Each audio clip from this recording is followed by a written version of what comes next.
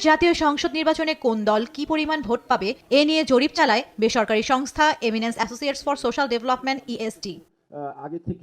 সোমবার বিকেলে রাজধানীর ফার্মগেটে কেআইবি মিলনায়তনে জরিপের ফলাফল তুলে ধরেন ইএসটির প্রধান নির্বাহী শামীম হায়দার তালুকদার। তিনি বিএনপির ভারপ্রাপ্ত চেয়ারপারসন অথবা খুব শীঘ্রই ভারমুক্ত হবে একটা অগণতান্ত্রিক প্রক্রিয়ার মধ্য দিয়ে। এটা হবে আরেকটা ব্যাড এক্সাম্পল যে বিএনপির চেয়ারপারসন বা কোনো পদে যেতে কোনো গণতন্ত্র লাগে না।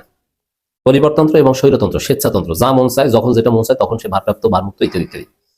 নির্বাচন আসলে সাধারণত অনেক জরিপ হয় এবং এইসব জরিপে মানুষ জানতে পারে যে আসলে সামনে নির্বাচনে কোন দলটা ক্ষমতা আসতেছে। তো বাংলাদেশেও এই ধরনের জরিপ হচ্ছে, ফরমায়েশি জরিপ শুরু হয়েছে। ফরমায়েশি জরিপ হচ্ছে যে অন পারপাস দেখানো যে অমুক দল জয়লাভ করতেছে বা অমুক দল ক্ষমতায় আসবে। নির্বাচন যত সামনে আসতেছে, নির্বাচন যত ঘনায় আসতেছে, ততই কন্ট্রোভার্সি শুরু হয়ে গেছে। বাংলাদেশে বিভিন্ন জরিপ হচ্ছে। আজকে একটা জরিপে দেখলাম 70% ভোট পাবে না, 74% ভোট পাবে বিএনপি, আর 16% না 19% ভোট পাবে জামায়াত ইসলাম। এর আগেও জরিপ আমরা দেখছি, কিন্তু এত ডিফারেন্স দেখিনি। হঠাৎ করে এত ডিফারেন্স। আসসালামু আলাইকুম দর্শক, জেবি আপডেট নিউজের নতুন একটি নিউজ ভিডিওতে আপনাদেরকে স্বাগতম। দর্শক, ইতিমধ্যেই আপনারা খবরের অংশবিশেষ দেখেছেন, তাই বুঝতেই পারছেন আজকের ভিডিওটা কতটা গুরুত্বপূর্ণ। বিজ্ঞ বিশ্লেষণগণ এই বিষয় নিয়ে আলোচনা করেছে, তাই সম্পূর্ণ ভিডিওটি না টেনে ধৈর্য সহকারে দেখলে মূল বিষয় বুঝতে পারবেন। তাই আমি আর কথা না বাড়িয়ে নিয়ে যাব মূল ভিডিওতে। তার আগে বলবো, যারা এখন আমাদের চ্যানেলটি সাবস্ক্রাইব করেননি, নতুন নতুন আপডেট খবর পেতে আমাদের চ্যানেলটি সাবস্ক্রাইব করে পাশে থাকা বেল আইকনটি বাজিয়ে দিবেন। যারা ইতিমধ্যেই সাবস্ক্রাইব করেছেন তাদেরকে অসংখ্য ধন্যবাদ। দর্শক, চলুন একটি লাইক দিয়ে ভিডিওটা শুরু করি। নির্বাচন যত ঘনায় আসতেছে, ততই কন্ট্রোভার্সি শুরু হয়ে গেছে। বাংলাদেশে বিভিন্ন জরিপ হচ্ছে। আজকে একটা জরিপে দেখলাম 70% ভোট পাবে না, 74% ভোট পাবে বিএনপি, আর 16% না 19% ভোট পাবে জামায়াত ইসলাম। এর আগেও জরিপে আমরা দেখছি, কিন্তু এত ডিফারেন্স দেখিনি। হঠাৎ করে এত ডিফারেন্স কেন? এখন রাজনৈতিক বিশ্লেষকরা বলতেছে যে অবস্থা দৃষ্টিতে মনে হচ্ছে জামাত ইসলাম না বিএনপি পাওয়ারে আসবে, এবং যেহেতু বিএনপি পাওয়ারে আসবে এর জন্য রাষ্ট্র ক্ষমতায় যারা আছেন, যারা রাষ্ট্রে কি পয়েন্ট, তারা সব কনফার্ম হয়ে গেছেন Tarique Rahman will be the next prime minister of Bangladesh. কেন এই কথা বলতেছে ওনারা যেন যুক্তি দেখাচ্ছে, সেটা হলো দেখেন, গতকালকে না গত পরশু দিন এনএসআই এর প্রধান, ন্যাশনাল সিকিউরিটি ইন্টেলিজেন্স, এটা একটা সরকারি প্রতিষ্ঠান, উনি তারেক রহমান সাহেবের সাথে দেখা করছেন ওনার অফিসে। যে এখন নেটিজনরা বলতেছে তারেক রহমানের সাথে উনি কোন হিসাবে দেখা করতে গেলেন। Tarique Rahman is not the prime minister of Bangladesh. Tarique Rahman কোনো সরকারি পদে অধিষ্ঠিত নয়। ওনার কাছে কেন গেছেন? কারণ ওনারা ধরে নিচ্ছেন যে তারেক রহমান সাহেব will be the next prime minister of Bangladesh. এই আলামতটা কিন্তু ভালো না। এবং আরও বিভিন্ন জরিপ না, শুধু আপনারা একটা জিনিস খেয়াল করছেন যে অলরেডি নির্বাচন কমিশনে যখন বিভিন্ন প্রার্থীদের আবেদন জমা দেওয়া হয়েছে, জামাতে ইসলামের অনেকগুলো প্রার্থিতা বাতিল করা হয়েছে। এর মধ্যে ঢাকা 2-এর কর্নেল আব্দুল হক সাহেব আছেন, ওনারটাও বাতিল করা হয়েছে। কেন বাতিল করা হয়েছে? ঋণ খেলাপি। অথচ বিএনপির অনেকে ঋণ খেলাপি ছিল এবং আছে, তারা কোর্ট থেকে নিয়ে আইসা জমা দিয়া, তাদেরটা কিন্তু হয় না। এমন অনেক ঘটনা দেখতেছি যে আপনার ছোটো ছোটো ভুল, সেই ভুলগুলোকে সাথে সাথেই নির্বাচন কমিশনার বা যার আন্ডারে যে আছে এই কাগজপত্র জমা দেওয়ার, সে বলতেছে এটা ঠিক করে দেন, এটা ঠিক করে দেন, কিন্তু জামাতের ব্যাপারে বলতেছে না। এই ঘটনাও তো ঘটতেছে বাংলাদেশে, তাই না? এই অবস্থা দৃষ্টি কিন্তু এটা প্রমাণিত হয়ে যায় যে সরকার না, শুধু সরকারের একটা অংশ, এই যে বর্তমান যারা নির্বাচন কমিশনে আছেন, তারা একটি দলকে নির্বাচনে জয়ী হইবার জন্য বিভিন্ন রকম সাহায্য করতেছেন। এই সমস্ত ঘটনা দেখেই কি সেই জরিপটা করা হয়েছে? হইতে পারে, নাও হইতে পারে।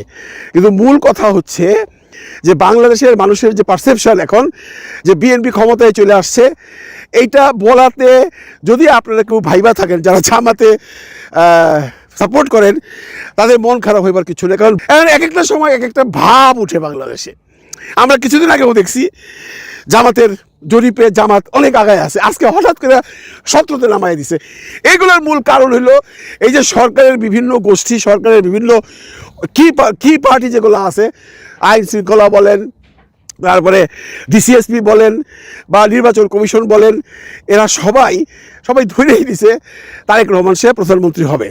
একটা গোষ্ঠী চাচ্ছে সামহাও তারেক রহমানকে আনতে, চাইতেই পারে, এটা তাদের পছন্দের ব্যাপার। তারা যদি ধরে নেয় যে তারেক রহমান সাহেব প্রধানমন্ত্রী হবে, তাহলে অবশ্যই তারেক রহমানকে বিভিন্ন সুযোগ সুবিধা দিয়ে তারা তার আনুকূল্যে থাকতে চাইবে। আমি তারেক রহমানের দোষ দিচ্ছি না, এটা দোষ দিচ্ছি সেই সমস্ত আমলাদের, সেই সমস্ত অফিসারদের। কিন্তু তারা একটা জিনিস ভুলে যাচ্ছে যে নির্বাচন এমন একটা জিনিস, সেটা নির্বাচনের ফলাফলের আগে কেউ জানতে পারবে না। তবে হ্যাঁ, ওই যে একটা কন্টেন্টে বলছিলাম না যে একটা গ্রুপ বাংলাদেশে নির্বাচনের জন্য plan A, plan B, plan C সাজায় রাখছে, তাদেরকে সাকসেস দিতে গেলেই নির্বাচনের মোড় ঘুরে যাবে। কিন্তু যদি কোনো কারণে এই ধরনের ঘটনা না ঘটে, একটা সুষ্ঠু নির্বাচন হয়, কোনো কারচুপি যদি না হয়, তাহলে বাংলাদেশে কে পাস করবে, কে ফেল করবে, কে সরকার গঠন করবে, কেউই বলতে পারবেন না। তবে আলামত যা বলছে তাদের সেই প্ল্যান এ অলরেডি সাকসেস, যেহেতু জামাতে এতগুলো মানুষ আপনার প্রার্থীরা বাতিল হয়ে গেছে, যদিও এই বাতিলের ব্যাপারে আপিল করার পরে এটা টিকবে না, কিন্তু একটা ধাক্কা তো দিছে, তাই না? এখন দেখেন তারেক রহমান সাহেব প্রধানমন্ত্রী হোক বা জামাতের থেকে পাশ করে কেউ প্রধানমন্ত্রী হোক, আপনারা কি মনে করেন যে যেই প্রধানমন্ত্রী হোক সে কি খুব সুন্দরভাবে দেশটা চালাতে পারবে? জামাত যদি সরকার গঠন করে, আপনারা কি মনে করেন জামাত সরকার গঠন করে দেশ চালায় ফেলেব?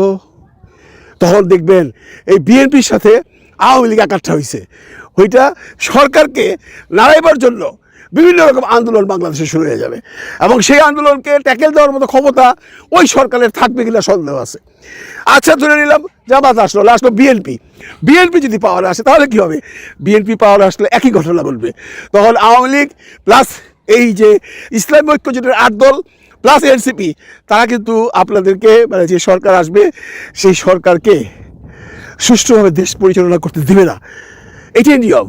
এর জন্যই কয়েকদিন আগে আপনারা দেখছেন জামাতের আমির সাহেব তারেক রহমানের সাথে বসছিল, এবং সাদিক কাইম তারেক রহমানের সাথে বসছিল, বলছিল যে ছাত্রদল আমরা সবাই মিলে একাত্ম হইতে হবে, এবং জামাতের আমির সাহেব তো পরিষ্কার বলেই দিয়েছেন যে আমাদের একমাত্র বাঁচার পথ হলো একটা জাতীয় সরকার।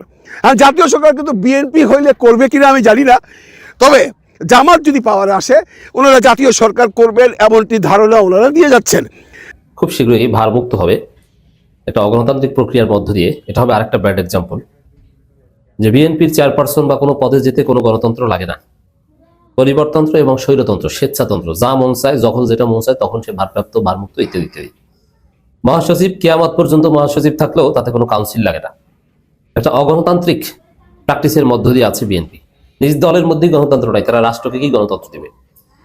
এই তারেক রহমান এবি পার্টির সাথে মিটিং করেছেন, মনে হচ্ছে যে সব দলের সাথেই মিটিং করার চেষ্টা করবেন। এগুলো কেন? যে এবি পার্টি তো সুস্পষ্টভাবে জামাতের জোটের মিত্র, জামাত তাদেরকে বেশ কিছু আসন ছাড় দিয়েছে, যেমন চরমনাইয়ের সাথে এখন পর্যন্ত সমঝোতা নিশ্চিত নয়, তবে আপনারা এই আলোচনা শুনতে শুনতে সমঝোতার খবর হয়তো পেয়ে যাবেন, চূড়ান্ত হিসাব নিকাশ হয়তো পেয়ে যাবেন। কিন্তু এবি পার্টির সাথে কিন্তু হিসাব নিকাশ চূড়ান্ত, যেমন মুজিবুর রহমান মঞ্জু এবং বেস্টে ফুয়াদ, তাদেরকে দুইটা দিয়ে দেওয়া হয়েছে।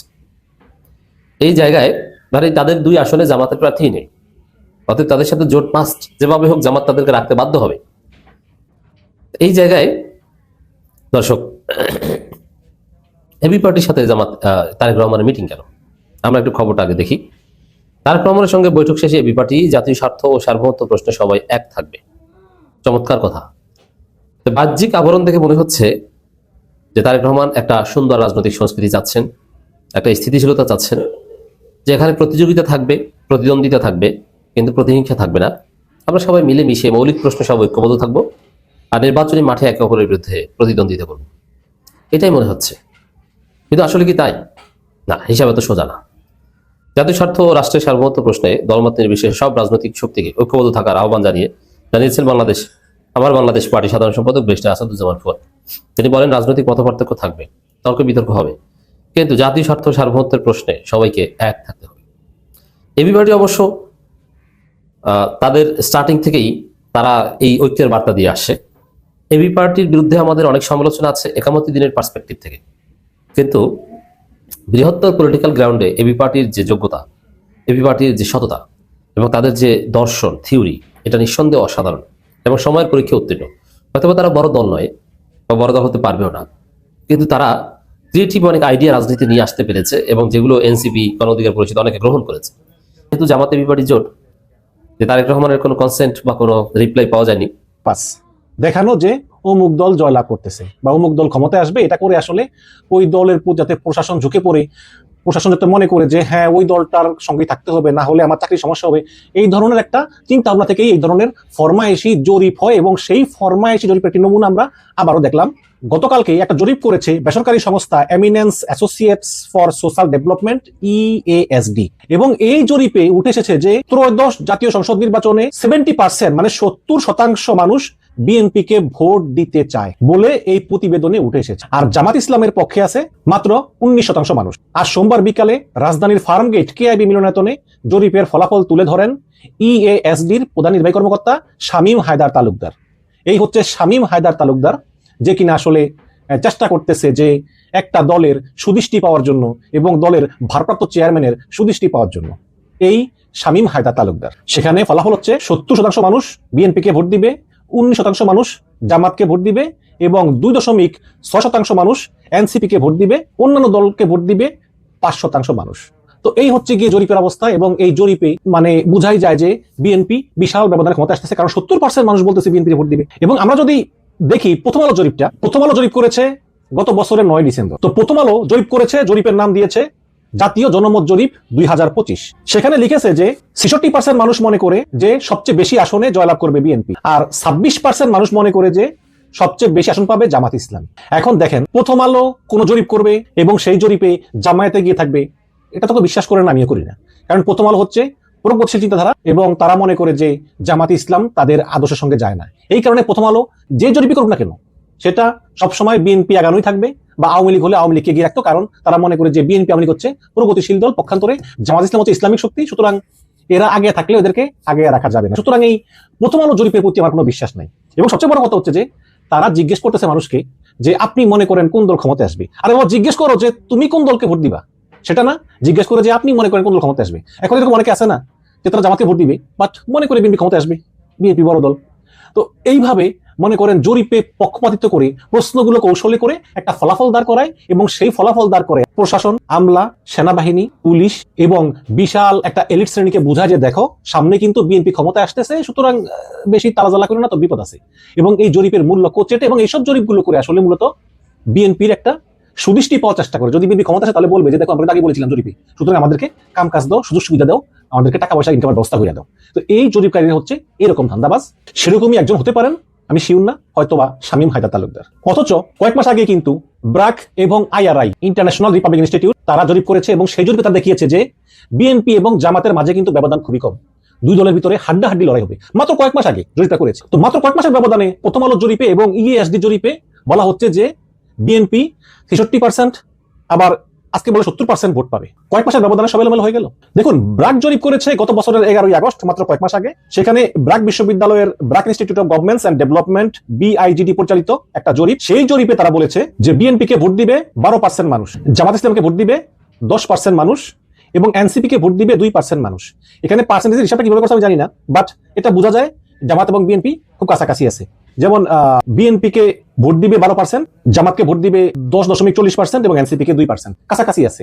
এই ব্রাকের জরিপে বিএনপি জামাত কাছাকাছি আছে। IRI ইন্টারন্যাশনাল রিপাবলিক ইনস্টিটিউট তারা জরিপ করেছে গত বছরের 2রা ডিসেম্বর। তাদের জরিপের ফলাফল হচ্ছে যে বিএনপি কে ভোট দিবে 30% মানুষ, আর জামাত ইসলামকে ভোট দিবে 26% মানুষ, আর এনসিপি কে ভোট দিবে 6%। তাহলে এখানেও দেখা যায় যে বিএনপি এবং জামাত খুব কাছাকাছি আছে এবং হাড্ডাহাড্ডি একটা লড়াই হবে নির্বাচনে।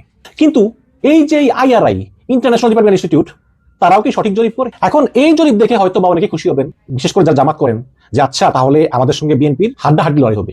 কিন্তু এই ইন্টারন্যাশনাল রিপাবলিক ইনস্টিটিউট তারা 2023 সালের 9ই আগস্ট একটা জরিপ করেছে, যখন শেখ হাসিনা ক্ষমতায় ছিল, কিন্তু শেখ হাসিনার কোনো জনসমর্থন ছিল না এবং শেখ হাসিনার প্রতি মানুষের বিদ্বেষ তুঙ্গে ছিল।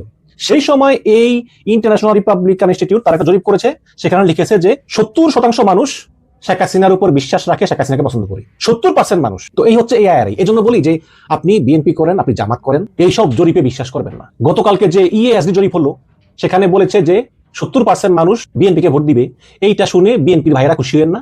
আবার এই IRI যে জরিপ করছে গত ডিসেম্বরে যে বিএনপি জামাত হাড্ডাহাড্ডি লড়াই হবে, এইটা শুনে আবার জামাতের ভাইয়েরা খুশি হবেন না। কারণ এইসব জরিপগুলো আসলে বিভিন্ন কারণে, বিভিন্ন পর্যায়ে, বিভিন্ন কারণে, বিভিন্ন দরকারে এগুলো পরিচালিত হয় বিভিন্ন উদ্দেশ্য বাস্তবায়নের জন্য। এটা আমি মনে করি। তা না হলে একই ধরনের জরিপ একবার বলতেছে বিএনপি জামাত কাছাকাছি, আরেক জরিপ বলতেছে 70%, 60%, মানে বিএনপি বিশাল ব্যবধানে এগিয়ে যাবে। হতে পারে, না হতে পারে। তার মানে হচ্ছে এইসব জরিপ দেখে বিএনপি জামাতের ভাইরা কোনো সিদ্ধান্ত নিবেন না, খুশি হবেন না, অতি আত্মবিশ্বাসী হবেন না, কারণ এগুলো সবই হচ্ছে গিয়ে ফরমাইশি জরিপ। এবং এইসব জরিপের মূল উদ্দেশ্যই হচ্ছে যে কৃত্রিমভাবে একটা দলের জনপ্রিয়তা বাড়ানো। যে দেখো ওই দল কিন্তু ক্ষমতা আসতেছে, সুতরাং তোমার সবাই ওই দলে থাকো। তখন বিভিন্ন সাধারণেশী গোষ্ঠী, সুবিধাভোগী, তারা চিন্তা করবে যেহেতু বিএনপি ক্ষমতা আসতেছে, সুতরাং আমরা আসলে কি করবো, আমরা ওই দলে যাই। এইভাবে এই সকল জরিপ করে, এবং আমি মনে করি যে নির্বাচনের আগে এমন ফরমাইশি আরো কয়েকটা জরিপ হবে, যেসব জরিপে বিএনপিকে বিপুল ব্যবধানে এগিয়ে রাখবে। প্রিয় দর্শক, আশা করি সম্পূর্ণ ভিডিওটি ধৈর্য সহকারে দেখেছেন এবং মূল বিষয় বুঝতে পেরেছেন। এই ভিডিওটি নিয়ে আপনার মূল্যবান মতামত কমেন্ট বক্সে জানিয়ে যাবেন। এখনো যারা আমাদের চ্যানেলটি সাবস্ক্রাইব করেননি, এরকম আরো আপডেট খবর পেতে আমাদের চ্যানেলটি সাবস্ক্রাইব করে পাশে থাকা বেল আইকনটি বাজিয়ে দিবেন। আজ এখানেই বিদায় নিচ্ছি, দেখা হবে নতুন কোনো ভিডিওতে নতুন কোনো টপিক নিয়ে।